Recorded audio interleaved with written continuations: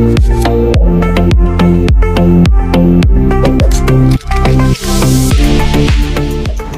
મિત્રો, શિક્ષણદીપ ચેનલમાં આજે આપણે વાત કરીશું ગુજરાતનો સાંસ્કૃતિક વારસા તરીકે ગુજરાતના મેળાઓ।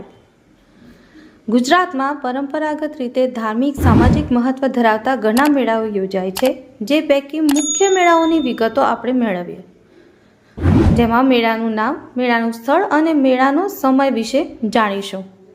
સૌથી પહેલો છે મોઢેરાનો મેળો, જે મોઢેરા ખાતે એટલે કે મહેસાણા જિલ્લામાં ભરાય છે શ્રાવણ વદ અમાસના દિવસે। બીજો છે બહુચરાજીનો મેળો, જે બહુચરાજી ખાતે ચૈત્ર સુદ પૂનમના દિવસે ભરાય છે। 3 ભાદરવી પૂનમનો મેળો, જે અંબાજીમાં ભાદરવા સુદ પૂનમના દિવસે ભરાય છે। 4 શામળાજીનો મેળો, જે શામળાજી એટલે કે અરવલ્લી ખાતે કારતક સુદ 11થી પૂનમ। 5 ભવનાથનો મેળો, ગિરનારમાં જૂનાગઢ ખાતે મહાવદ નોમથી બારસ સુધી। 6 તરણેતરનો મેળો, તરણેતર સુરેન્દ્રનગર ખાતે ભાદરવા સુદ ચોથથી છઠ। 7 ભળિયાદનો મેળો, ભળિયાદ ખાતે અમદાવાદ, જે રજબ માસની તારીખ 9, 10 અને 11 દરમિયાન ભરાય છે।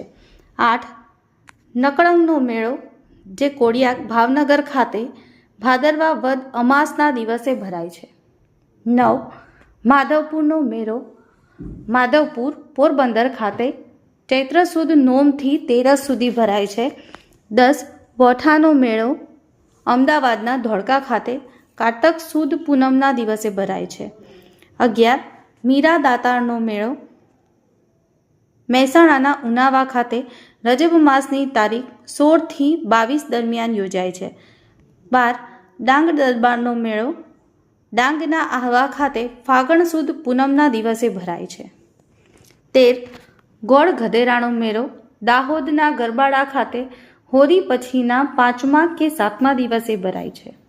14 કાર્તિકી પૂર્ણિમાનો મેળો, સોમનાથના ગીરમાં કારતક સુદ પૂનમના દિવસે ભરાય છે।